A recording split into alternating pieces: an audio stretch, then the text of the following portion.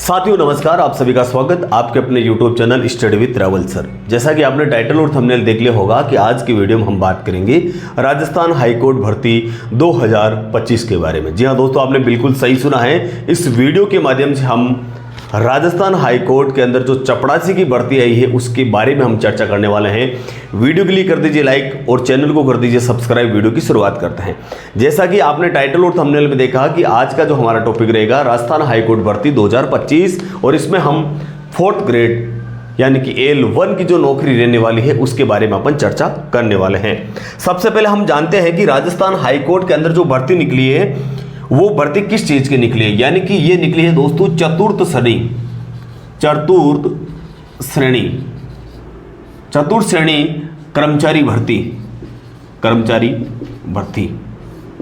दोस्तों ये राजस्थान हाईकोर्ट के अंदर चतुर्थ श्रेणी कर्मचारी की जो भर्ती निकली है, 4th ग्रेड की जो भर्ती निकली उसके बारे में चर्चा करते हैं। सबसे पहले हम जानते हैं कि इसके अंदर पोस्ट कितनी है, यानी कि कितने पद है इसमें। तो 5670 इसके अंदर पद हैं।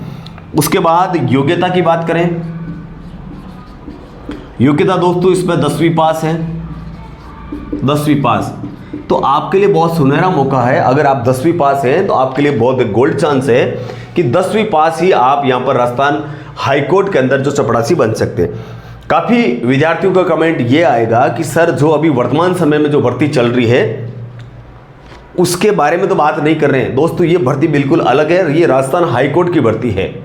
ये राजस्थान हाईकोर्ट की अलग से भर्ती निकली है। पदों की संख्या है 5670। ठीक है दोस्तों, और इसमें कोई सिलेबस लंबा चौड़ा नहीं है, केवल 3 सिलेबस दे रखा है आपके हिंदी, इंग्लिश और राजस्थान का आर्ट एंड कल्चर। इसके अलावा कुछ भी नहीं है, और 15 नंबर का आपका इंटरव्यू रखा गया। संपूर्ण जानकारी मैं आपको इस वीडियो के माध्यम से देने वाला हूं।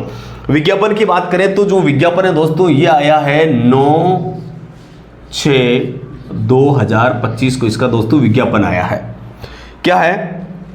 राजस्थान उच्च न्यायालय जोधपुर, इसका विज्ञापन है 9/6/2025। परीक्षा का नाम है चतुर्थ श्रेणी कार्यालय चपरासी, यानी कि हम बात कर रहे हैं चतुर्थ श्रेणी कार्यालय के अंदर जो चपरासी उसकी हम बात कर रहे हैं।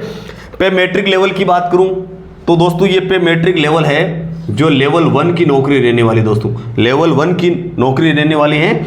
और इसका पे स्केल दोस्तों, इसका जो पे स्केल रहने वाला है, पे स्केल रुपए वो है दोस्तों 17,700 रुपये।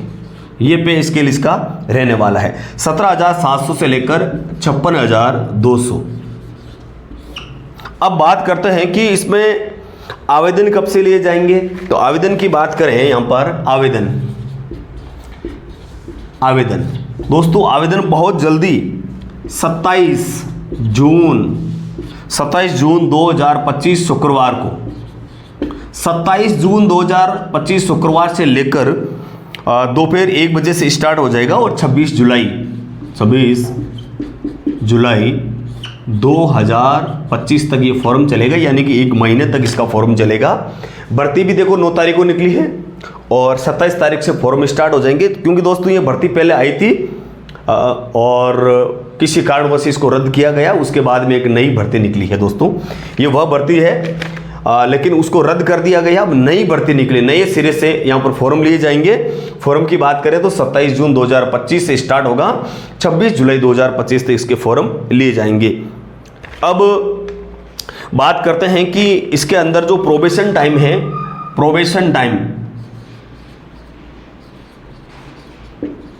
प्रोबेशन टाइम जो दोस्तों होगा इसका 2 वर्ष का यहाँ पर प्रोबेशन टाइम रहेगा। और उसके अंदर जो आपको जो सैलरी मिलने वाली है 12,400 मिलेगी 2 वर्ष के लिए।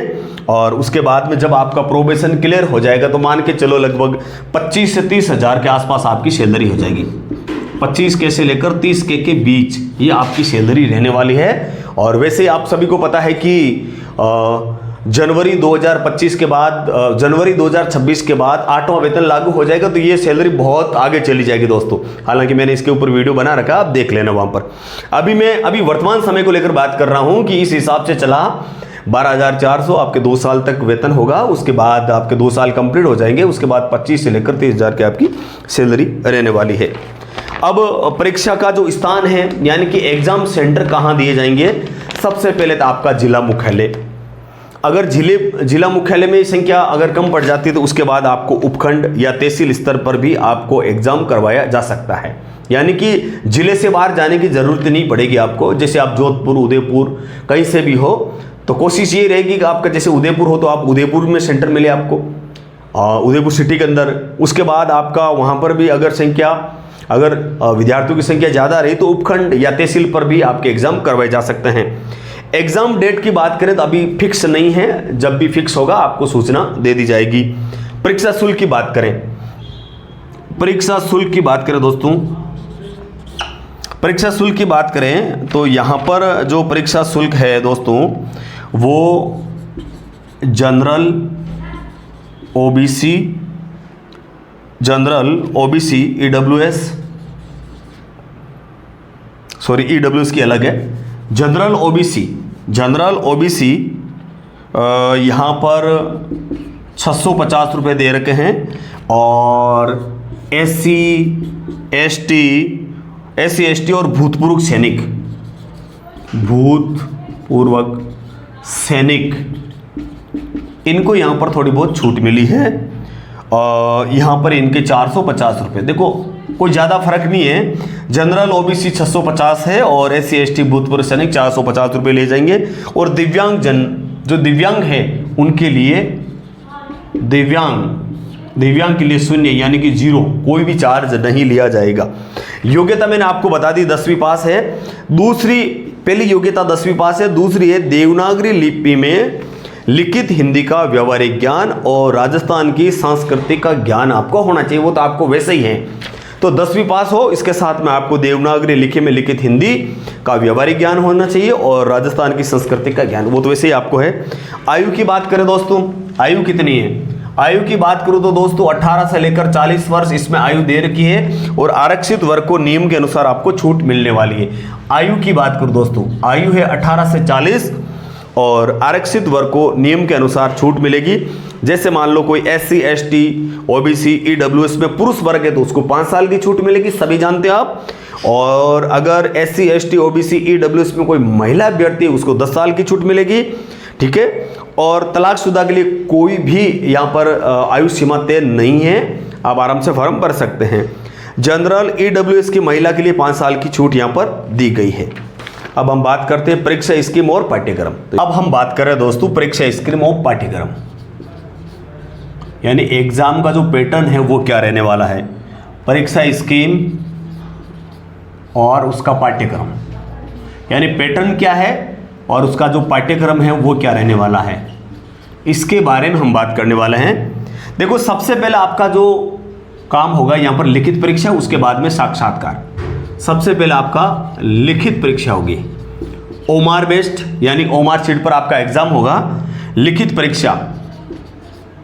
और लिखित परीक्षा के बाद आपका इंटरव्यू होगा यानी साक्षात्कार। अब है चतुर्थ श्रेणी की भर्ती, इसमें भी इंटरव्यू रखा गया है, तो ये एक अब देख सकते हो कि हालांकि साक्षात्कार के यहाँ पर 15 नंबर दिए गए हैं, ये साक्षात्कार के आपके 15 नंबर हैं, 15 अंक का साक्षात्कार होगा। और यहाँ पर लिखित परीक्षा है जो 85 अंक की होगी, ये देखो आप। अब मैं बात करता हूँ कि यहाँ पर जो पैटर्न है वो क्या रहने वाला, जैसे भाग ए, भाग ब और भाग स। यहाँ पर आपके 3 सब्जेक्ट आने वाले हैं। सबसे पहले आएगा आपका सामान्य हिंदी, जिसकी हिंदी मजबूत है उसका बेड़ा पार है भाई इसमें, सामान्य हिंदी। उसके बाद में सामान्य अंग्रेजी,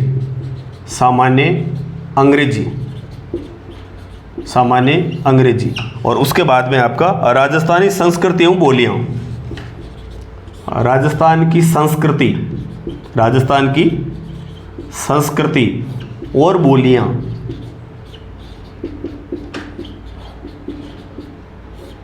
देखो भाई इसको मैं थोड़ा सा विस्तार से समझाता हूँ।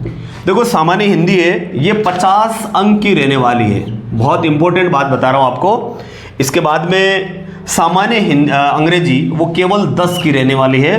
राजस्थान की संस्कृति एवं बोलियाँ ये रहने वाली है आपके 25 नंबर की। देखो भाई सबसे अगर यहाँ पर कोई इंपॉर्टेंट सब्जेक्ट है तो वो आपका हिंदी रहने वाला है। अंग्रेजी में आपका ठीक ठाक मामला हो जाएगा, 10 सवाल में 5 तो हर कोई कर देगा। राजस्थान की संस्कृति यानी कि आपको पहला और तीसरा यानी हिंदी और राजस्थान के आर्ट एंड कल्चर पर थोड़ा सा फोकस ज़्यादा करना पड़ेगा, और अंग्रेजी पर तो आपको वैसे ही 9-10 की अगर आप एक्सीलेंट पढ़ोगे तो भी आपके 5 से 6 सवाल वैसे राइट हो जाएंगे। अब प्रत्येक प्रश्न के लिए 1 अंक है, प्रत्येक प्रश्न के लिए आपको 1 अंक मिलेगा, 1 अंक दिया जाएगा। अब बोलोगे सर नेगेटिव मार्किंग, तो नेगेटिव मार्किंग इसमें नहीं है, ठीक है। आपको सारे के सारे क्वेश्चन अटेंड करने हैं, नेगेटिव मार्किंग नहीं है, और सही उत्तर अगर आपका होता है तो आपको 1 अंक दिया जाएगा। बात है यहाँ पर कि ओमार पर आधारित आपकी परीक्षा होगी, ओमार सीट पर आधारित आपकी परीक्षा होगी। लिखित परीक्षा में प्राप्त अंकों के आधार पर कुल रिक्तियों के 3 गुना अभ्यर्थियों को साक्षात्कार के लिए बुलाया जाएगा, यानी कि जितनी सीटें हैं उसका 3 गुना जो अभ्यर्थी है उसको बुलाया जाएगा दोस्तों साक्षात्कार के लिए, यानी इंटरव्यू के लिए, साक्षात्कार के लिए 3 गुना, जितनी सीटें उसका 3 गुना आपके पास करेंगे, साक्षात्कार में बुलाए जाएंगे। उसके बाद है यहाँ पर SC ST दिव्यांग और भूतपूर्व सैनिकों को लिखित परीक्षा में न्यूनतम 34 अंक। SC ST दिव्यांग, तो यहाँ पर SC ST और दिव्यांग, SC ST दिव्यांग और भूतपूर्व सैनिक और भूतपूर्वक सैनिक, इनको थोड़ी बहुत यहाँ पर छूट दी गई है। इनके लिए आपको 34 अंक लाना पड़ेगा। कितने अंक लाना पड़ेगा दोस्तों? 34 अंक। इसके अलावा सभी श्रेणियों के लिए यहाँ पर 38 अंक है। इसके अलावा सभी श्रेणियों के लिए कितने अंक है दोस्तों? 38 अंक यहाँ पर निर्धारित की गई। एक चीज और भी यहाँ पर लिखी गई है कि भूतपूर्व सैनिकों की अनुपलब्धता के मामले में न्यूनतम अंकों में 5% की अतिरिक्त शिथिलता प्रदान की जाएगी। मान लो भूतपूर्व सैनिक की जितनी सीटें हैं उतने अगर नहीं मिलते हैं तो उस हिसाब से इनको 5% की और अतिरिक्त छूट इनको दी जाएगी। तो ये हो गए दोस्तों आपके राजस्थान हाईकोर्ट की जो चपरासी की जो भर्ती है, 4th ग्रेड की जो भर्ती है, L1 की जो नौकरी रहने वाली उसके बारे में हम बात करने, और उम्मीद करता हूं कि आपको वीडियो बहुत अच्छा लगा होगा। वीडियो अच्छा लगे तो हमारे चैनल को कर दो सब्सक्राइब, वीडियो को करो लाइक, और इस वीडियो को ज़्यादा से ज़्यादा शेयर करो। इसके बाद आप किस टॉपिक पर वीडियो चाहते हैं हमें कमेंट करके आप जरूर बताना। सभी को राम राम, सभी को नमस्कार।